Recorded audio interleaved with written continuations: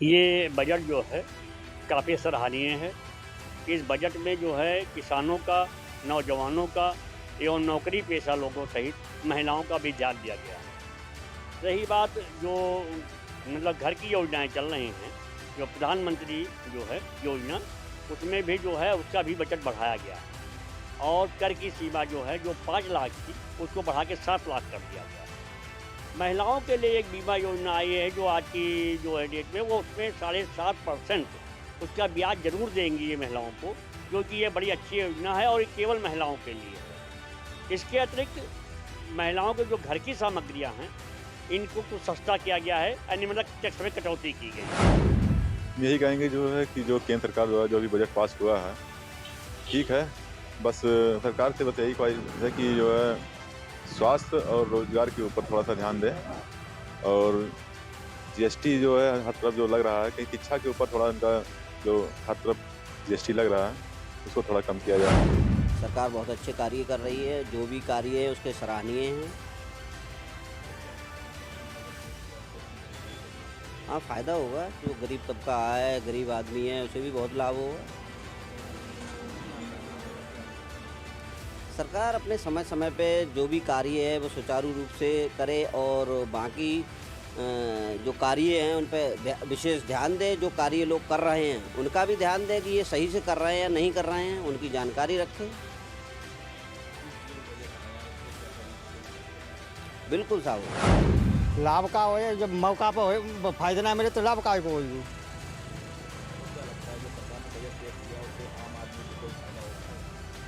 ना हो। अब जा बताओ किसान के ताकि खाद की जरूरत है कि खेत गेहूँ बजाता है बाद जब पानी की बेरा और बेरा लाइन लगाते खाद मिलिए ना पाते हैं और अब खाद मिले तो अब खाद को एक अब गोदाम में भरी पड़ी है, अब खाद का होगी बताओ। तो सरकार ने बजट पेश किया है, बढ़िया है और किसानों को हितों में है। खाद बीज और दवाइयाँ समय पे मिलती रहें और बढ़िया है सब।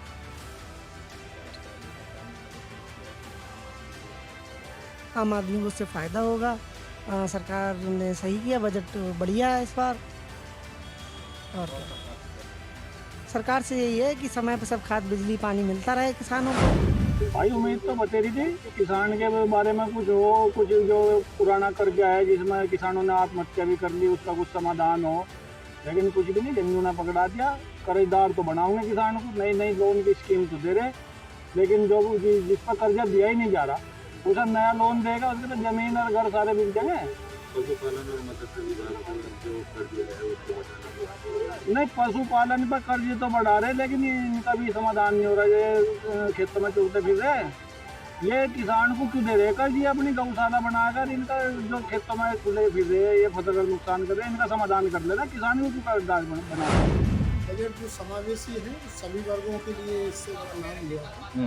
किसान, मजदूर और सर्विस पेशा वाले, खासतौर से मध्यम वर्गीय लोग जो हैं उनको बड़ी राहत मिली।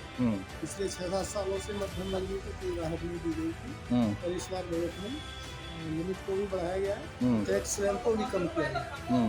इसलिए बजट सभी के लिहाज से बहुत अच्छा है। बजट जो आया है आज के टाइम को देखते हुए बहुत ही अच्छा है और इसमें मीडिया फंडिंग को बढ़ता दी गई है। जो इनकम टैक्स में आते थे पिछली बार तक इस समय को दी गई है, जिससे कि अपना बिजनेस और आगे बढ़ सकते हैं और इनकम टैक्स से दायरे से बच भी सकते हैं। उम्मीद बहुत थी जिनसे किसानों को अपनी फसलों के भाव की उम्मीद थी। जैसा गन्ने का भी सीजन चल रहा, गन्ने पे भी हमें वो थी कि कुछ आएगा, लेकिन कुछ नहीं। कोई इसमें बात नहीं करी, फसल की कोई बात नहीं करी या किसान को बढ़ाने की आय दोगुनी की जो बात थी वो कुछ नहीं करा। बस इन्होंने अपना मत्स्य विभाग जो है ना इधर बंदर बात कर दिया। जो बजट है किसान के लिए कुछ नहीं। हाँ, एमएसपी का इन्होंने कोई गौर नहीं किया, किसान को एमएसपी का कोई लाभ दिया ना। एमएसपी इन्होंने बढ़ाई ना लागू की। जो पहले आंदोलन चले, किसान आंदोलन भी चले, इन्होंने तब भी ये बहका के रख दिया कि हम एमएसपी कानून लाएंगे, लेकिन कुछ नहीं हो गया लगा। बजट में उसका कहीं कोई जिक्र नहीं। भाई उम्मीद तो इतनी बढ़िया थी, आगे चुनावी साल लाने लग रहा है। भाई किसानों के लिए बहुत बढ़िया जो है योजनाएं लाओ लेकिन योजना के नाम पर तो केवल कर्ज लेकर आए। ये कर्ज के अलावा ना तो किसी की फसल के रेट के बढ़ोतरी के बारे में बात करी, ना गन्ने का रेट है, मतलब किसान को जो पैसा मिलना है फसल के तौर पे उसके रेट पे तो कोई बात हुई नहीं, केवल कर्ज की बात करी। 20 लाख करोड़ और बढ़ा दिया, कर्ज के ऊपर ज़्यादा जोर है, किसान की आमदनी के ऊपर तो कोई जोर सरकार का दिखाई देगा। मुझे बहुत बड़ी उम्मीद थी कि मोदी सरकार का आखिरी बजट होगा इस योजना का, लेकिन ये बजट बहुत ही निराशाजनक है और कृषि के लिए इसमें कुछ नहीं दिया गया, सिर्फ आंकड़ेबाजी पेशी हुई है। और इसमें जो है बाकी डीजल पे कोई सब्सिडी है ना, कोई फर्टिलाइजर पे है, वही महंगे रेटों पर किसानों को खरीदनी पड़ेगी।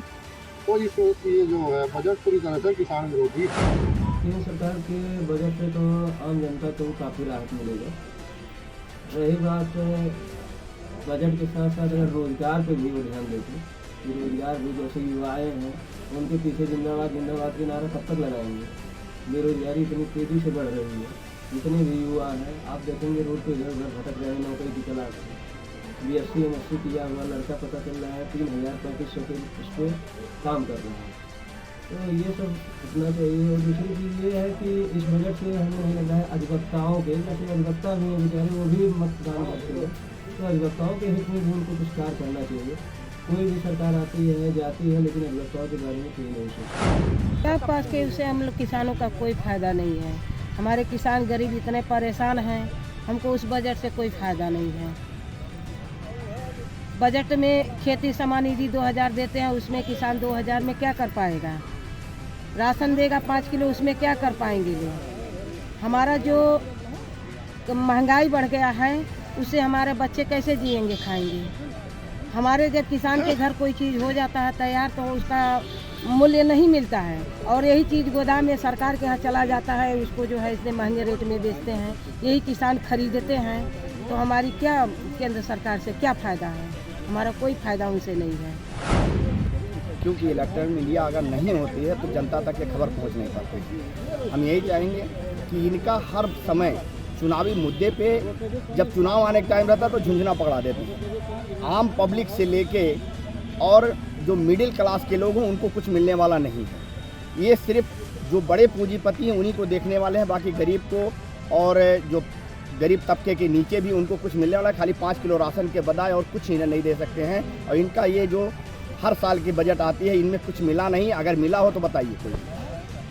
तो मतलब आपके हिसाब से हमारे हिसाब से ये सिर्फ झुंझुना है। बाकी ये चाहते हैं कि चुनाव जब आना चालू हो हम दिखा के हमारा ये काम है, हम ये करके वोट लेना चाहते हैं, बाकी और इनको कुछ आता नहीं है। और न ये किसी गरीब और या मिडिल क्लास के लोगों को कुछ देना नहीं चाहते। वो बजट किसानों के लिए छलवा का बजट है, उससे किसान हित नहीं है। जबकि किसान देश का अन्नदाता, हम 5 किलो राशन के भूखे नहीं, वो भी तो हम ही पैदा करते हैं और पूरे राष्ट्र को हम ही मुहैया कराते हैं। तो 5 किलो राशन से हमारा किसान नहीं, किसान तो अन्न का दाता है। इस देश में वर्तमान समय में किसान ही मारा जा रहा है। पूंजीपति आगे बढ़ रहे हैं, किसान पीछे, जबकि देश का रीढ़ जो है भारत का किसान है। बजट जो इन्होंने प्रस्तुत किया इसमें ना रोजगार के ऊपर कोई इन्होंने बजट दिया, ना किसान के ऊपर कोई इन्होंने बजट दिया, ना स्वास्थ्य पर बजट दिया, ना शिक्षा पर बजट दिया। पिछले वर्ष जो बजट प्रस्तुत किया गया था उस वर्ष की अपेक्षा जो इस वर्ष जो बजट इन्होंने प्रस्तुत किया है हर मद को इन्होंने घटाया। और शिक्षा जैसी चीज़ को, स्वास्थ्य जैसी चीज़ को, मनरेगा जैसी योजना में आपने पैसा काट लिया। बजट जितना था 1000 करोड़ रुपया आपने मनरेगा में काट लिया। 70,000 करोड़ रुपया पिछले वर्ष था, इस साल 60,000 करोड़ रुपया आपने दिया। किसानों के लिए आपने कोई योजना ही नहीं लाई। किसान MSP की मांग करते करते धरने पर बैठा रहा, इतनी लंबी लड़ाई चली, काला कानून समाप्त हुआ, कितने लोग शहीद हो गए, उसके बावजूद भी किसानों को MSP नहीं मिली। ये इनका जो बजट है ये मात्र चुनावी दृष्टिकोण को लेकर के है। ये चुनाव को देखते हुए लाली पाप दे रहे हैं। 7 लाख रुपया इनकम टैक्स में छूट की बात करते हैं कि 7 लाख तक छूट रहेगा। पिछली बार भी बजट में इन्होंने 7 लाख छूट की बात कही थी। ये कोई नई बात तो है नहीं। और मिलता क्या है, एक तरफ कहते हैं 7 लाख छूट है, एक तरफ कहते हैं 3 लाख के बाद इतना % देना पड़ेगा। ये बिल्कुल कंट्राडिक्टरी है, कुछ इनका बात जेन्युइन नहीं है। ये सब बजा करके हर बात को रखते हैं और शुद्ध तरीके से चुनावी बजट है। इसमें किसी भी व्यक्ति का कोई लाभ नहीं होने वाला। अडानी जैसे व्यक्ति का लाभ हो सकता है, अंबानी जैसे व्यक्ति का लाभ हो सकता है। ये मेरा कहना है। इस साल का बजट लगभग बहुत संतुलित बजट है। आय करदाताओं को जहाँ विधिवत लाभ दिया गया है, वहीं घरेलू परचेज के सामानों को भी सस्ता किया गया है।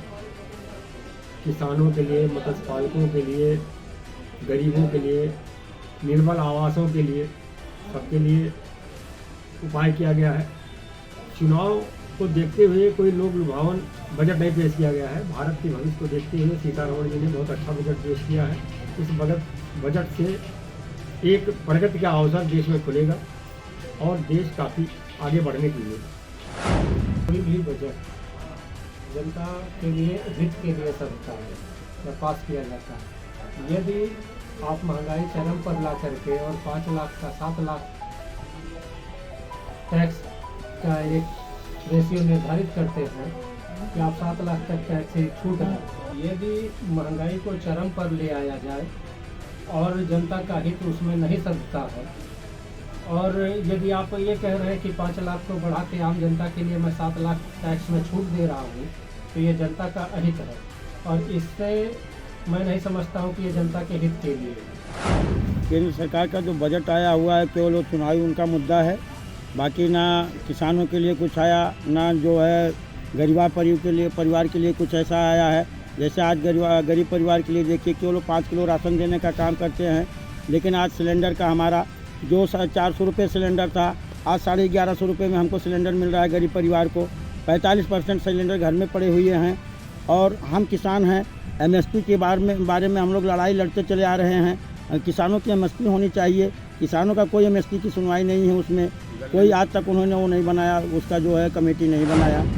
केंद्र का सरकार का बजट पहले ही आता रहा है और फिर बजट आया है, लेकिन इससे जो मध्यम वर्ग के लोग हैं, जो तमाम जो है लोग एक गरीबी रेखा के नीचे हैं, आज 5 किलो राशन लोगों को बांटा जा रहा है। ये स्थिति है कि 5 किलो राशन बांट करके लोग 5 किलो राशन के लिए परेशान हो रहे हैं और लोगों का रोज़गार छिन गया।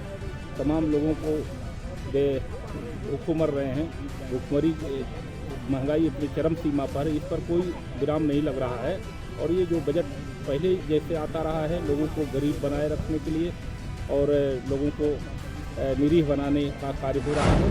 हर पर्यटन व्यवसायी आगरे का नहीं, भारत का हर पर्यटन व्यवसायी उम्मीद लगाए बैठा था कि इस पर्यटन को इस बार कुछ ना कुछ जरूर मिलेगा और अच्छा खासा मिलेगा। पर लगता है कि शायद पर्यटन, मैं कई बार कह चुका हूँ कि पर्यटन शायद भारत सरकार के एजेंडे में ही नहीं है और इस बार भी हम लोगों को बिल्कुल खाली हाथ ही रहे हैं और बहुत निराशा है। जो भी कुछ आज तक उम्मीद लगाए थे वो उसके हिसाब से कुछ भी नहीं मिला। अब 50 पर्यटन केंद्र खोलने की बात की गई है, वो भी कहाँ खोलने हैं उसका भी कहीं जिक्र नहीं किया गया। 50 एयरपोर्ट खोलने की बात की गई है, उसका भी कहीं पता नहीं कि कहाँ खुलेंगे। तो इन ऑल मिला के अगर देखा जाए तो पर्यटन को कुछ भी नहीं मिला है, जैसा कि पहले भी उम्मीद लगाए बैठे थे कि साहब इस पर आखिरी बजट में कुछ ना कुछ मिलेगा, पर निराशा नहीं। केंद्र सरकार की बजट जो है इस समय अब की बार न रोजगार, मतलब न युवाओं के लिए, न किसानों के लिए कोई कुछ समझ में नहीं आया। अन्य सरकारों की अपेक्षा इन्होंने जो बजट आज तक लाया उस पर कभी वो बजट कभी ग्राउंड पर उतरा ही नहीं। सबसे बड़ी बात है शिक्षा, स्वास्थ्य और तमाम समस्याएं जिसको लेकर ये लोग अभी कोई चिंता नहीं है। ये सब अपनी राजनीति के परिदृश्य से बजट ला रहे हैं, अपने खुद ब खुद इस्तेमाल कर रहे हैं, बड़े बड़े लोगों के लिए इस्तेमाल कर रहे हैं, ना कि ग्राउंड पे बजट आ रही है। इससे जनता बहुत असंतुष्ट है।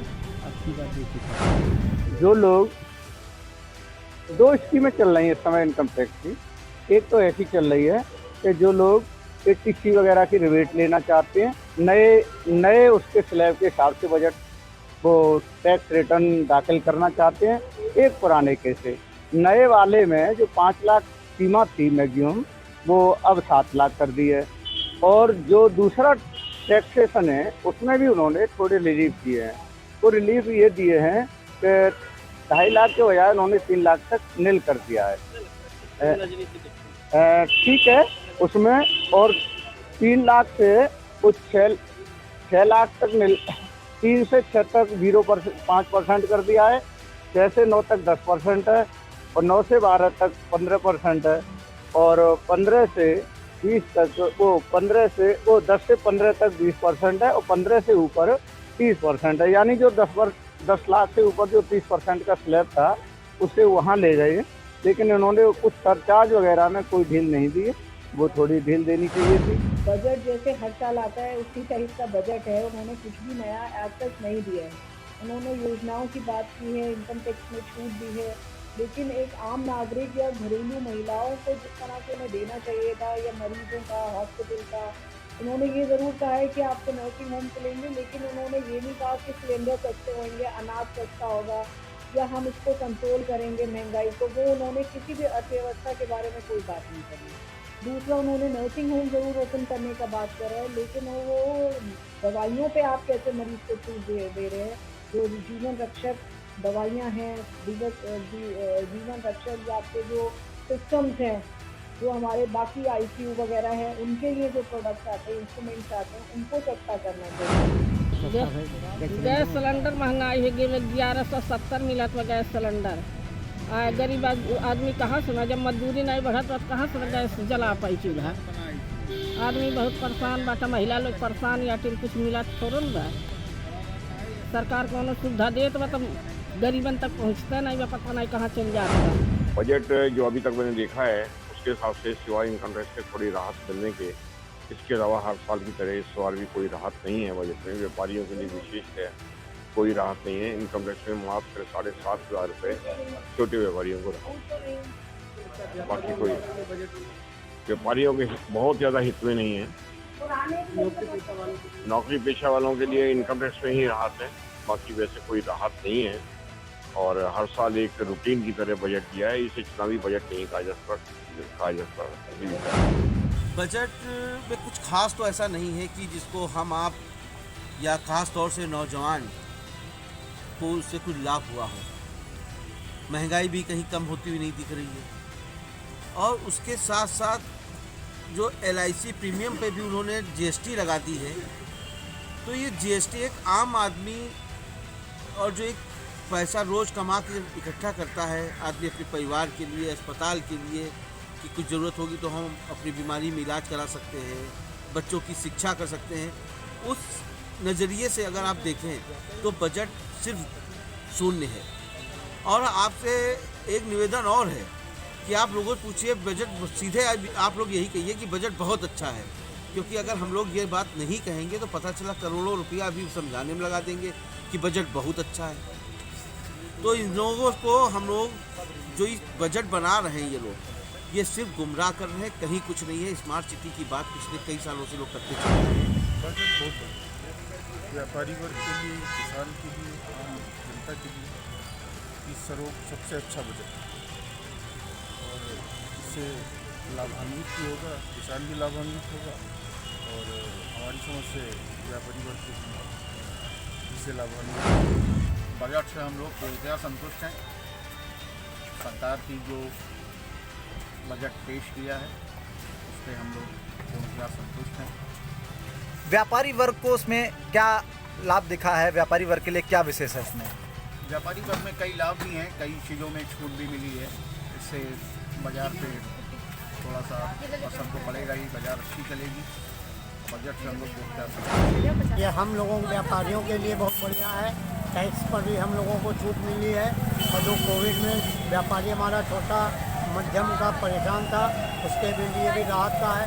और कुछ चीज़ों की जो है रेट कम हुए हैं, जैसे गरीबों के लिए साइकिल वगैरह है, ये सब चीज़ों के लिए बहुत अच्छा है। जनमानस बहुत खुश है, किसानों के लिए भी बहुत फ़ायदेमंद है। बजट बहुत ही सही आया है।